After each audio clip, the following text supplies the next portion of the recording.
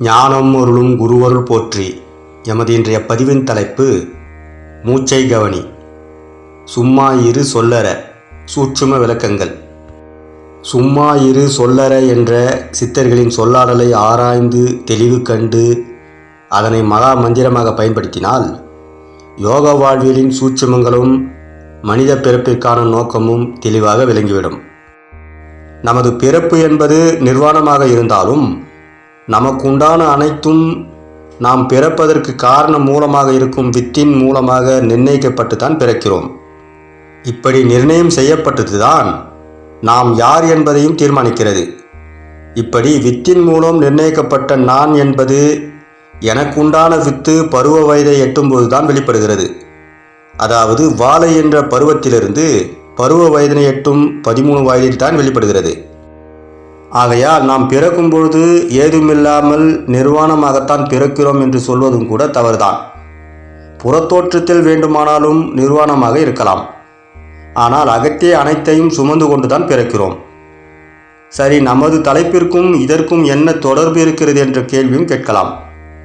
கண்டிப்பாக தொடர்பு இருக்கத்தான் செய்கிறது. மூச்சை கவனி என்ற தலைப்பில் பல கோணங்களில் பல பதிவுகளை தொடர்ந்து வழங்கி வருகிறோம். இப்படி ஒரே தலைப்பில் பல பதிவுகளை வழங்க என்ன காரணம் என்றால், மூச்சு காற்றினை பற்றிய சந்தேகங்கள் விலகி புரிதல்கள் ஏற்படத்தான். மூச்சை கவனி என்றால் மூச்சு காற்றினை பேணி பாதுகாத்துக்கொள் அல்லது அக்கறை செலுத்து என்பதாகத்தான் பொருளாகிறது. அப்படியானால் மூச்சு எந்தெந்த வகையில் சிதைகிறது, எந்தெந்த வகையில் இழப்பு ஏற்படுகிறது என்ற தெளிவு ஏற்பட வேண்டும். அப்படி தெளிவு ஏற்பட்டால்தான் மூச்சு காற்றை எப்படியெல்லாம் பேணி காக்க முடியும் என்ற தெளிவும் ஏற்படும். அந்த வகையில் சும்மா இரு சொல்லற என்பதும் அதனை வலியுறுத்துவதாக அமைகிறது. இனி இந்த சொல்லாடலில் மூச்சை பேணி காப்பதற்கான சூட்சுமம் என்ன மறைந்திருக்கிறது என்று பார்ப்போம். இந்த சொல்லாடலை படிக்கும் பொழுது அதன் பொருளானது எப்படி இருக்கிறது என்றால், எந்த செயலை செய்யாமலும் எதுவும் பேசாமலும் மௌனமாக இரு என்பதாகத்தான் இருக்கிறது.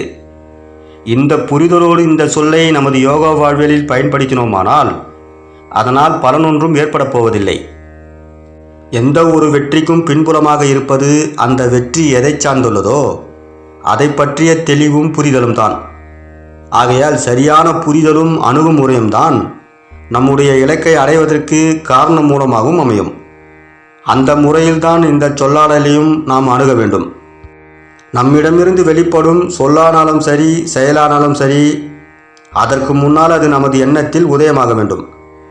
பின் அது அறிவோடு கலந்துதான் சொல்லாகவோ அல்லது செயலாகவோ வெளிப்படும்.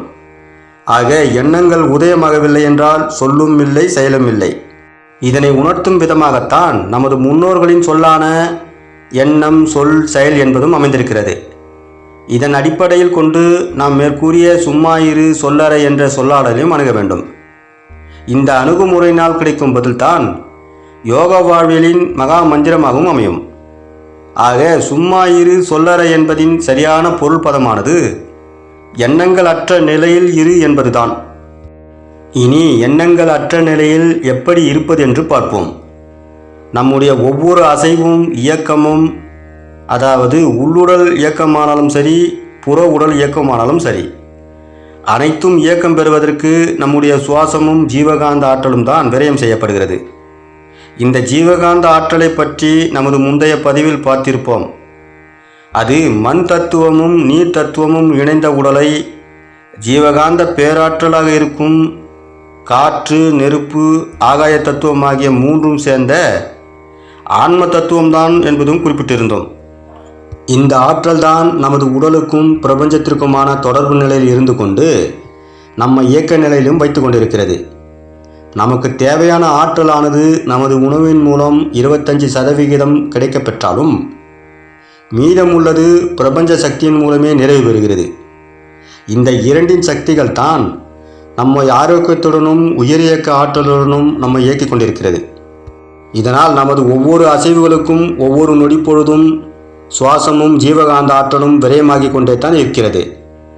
அப்படியானால் நமது அசைவுகள் இருக்கும் வரையிலும் சுவாசமும் ஜீவகாந்த ஆற்றல் விரயமும் நடந்தேறி கொண்டு தான் இருக்கும் என்பதும் தெளிவாகிறது.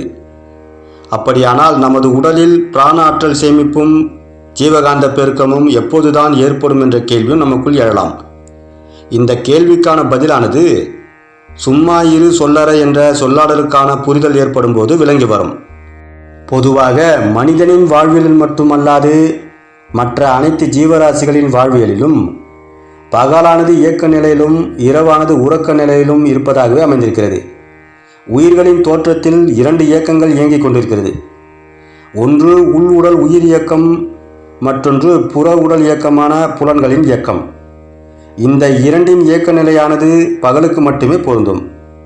ஆனால் இரவு நேரத்தில் உறக்கத்தில் புலன்களின் இயக்கம் இல்லாத நிலையில் உயிர் இயக்கம் மட்டுமே இயங்கிக் கொண்டிருக்கும். பகலில் நாம் தொடர் இயக்கமாக இயக்கம் பெறுவதால் உணவின் மூலம் சேர்ந்த ஆற்றலும் பிராண ஆற்றலும் ஜீவகாந்த ஆற்றலும் பெரியதாக விரயமாகிக் கொண்டே இருக்கும். இந்த இயக்கத்திற்கான ஆற்றலானது உடலில் போதுமானதாக இல்லாத போதுதான் சோர்வு, மயக்கம் போன்றவைகளும் ஏற்படும். இந்த சோர்வை ஈடு செய்யும் விதமாக நமக்கு காட்டும் அறிகுறிதான் உறக்கம். ஆக உறக்கத்தின் மூலமாகத்தான் நமக்கு தேவையான ஆற்றலானது உடலில் சேமிக்கப்பட்டு மீண்டும் புத்துணர்வோடு இயங்குவதற்கு அனுகூலமாகவும் அமையும். ஆக உறக்கம் என்பது பிரபஞ்சம் நமக்கு அளித்த அருள்கொடையாகும். இரவில் பிராண ஆற்றல் பெருக்கமும் ஜீவகாந்த பெருக்கமும் ஏற்பட ஒரு முக்கிய காரணம் உண்டு. அது ஐம்புலன்களின் இயக்க ஆளுமை ஆற்றலாக உள்ள புறமனதின் இயக்கமானது இல்லாமல் இருப்பதால் தான்.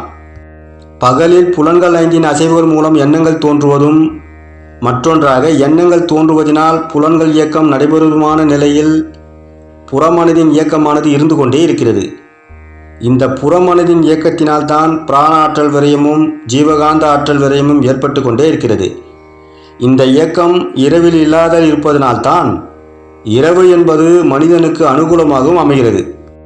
இந்த புரிதலோடு பார்த்தோமானால் புறமன இயக்கம் இல்லாத போது எண்ணங்களும் இருப்பதில்லை, புலன்கள் இயக்கமும் இருப்பதில்லை. இந்த நிலையில்தான் பிராண சேமிப்பும் ஜீவகாந்த சேமிப்பும் நடைபெறுகிறது என்பதும் விளங்கி வருகிறது. அப்படியானால் இரவில் உறக்கத்தில் நமது இயக்கம் எப்படி இருக்கிறதோ அதே இயக்கமானது பகலில் விழிப்பு நிலையிலும் இருக்க வேண்டும் என்பதுதான் மறைப்பொருள் சூட்சமம். இந்த கருத்தை சூட்சமமாக விளக்கும் சொல்லாடல்தான் சும்மா இரு சொல்லற என்ற சித்தர்களின் மறைப்பொருள் வாக்கியம். எண்ணங்கள் இல்லை என்றால் சொல்லும் இல்லை, செயலும் இல்லை என்று முன்பாகவே பார்த்தோம் அல்லவா? அந்த எண்ணங்கள் அற்ற நிலைக்கு செல்ல வேண்டும் என்பதனை உயர்த்தி பிடிக்கும் சொல்தான் இந்த சொல்லாடல். மனதின் இயல்பு நிலையே அசைவுதான். இந்த அசைவின் மூலம்தான் எண்ணங்களும் உதயமாகிக் கொண்டே இருக்கிறது. இந்த எண்ணங்களின் பிரதிபலிப்பு தான் நமது செயல்பாடுகள். இப்படி ஒன்றோடு ஒன்று தொடர்பில் இருக்கும் செயல்பாட்டினை எப்படி ஒடுக்கம் பெற வைப்பது என்பதுதான் கேள்விக்குறி. இந்த ஒடுக்கம் மட்டும் ஏற்பட்டுவிட்டால் மனித பிறப்பின் நோக்கமானதும் நிறைவேறிவிடும். சும்மா இரு சொல்லற என்ற இன்றைய பதிவின் விளக்கமானது இத்துடன் நிறைவு பெற, எண்ணங்கள் அற்ற ஒடுக்க நிலைக்கு எப்படி செல்வது என்பதனை பற்றி நமது அடுத்த பதிவில் காண்போம்.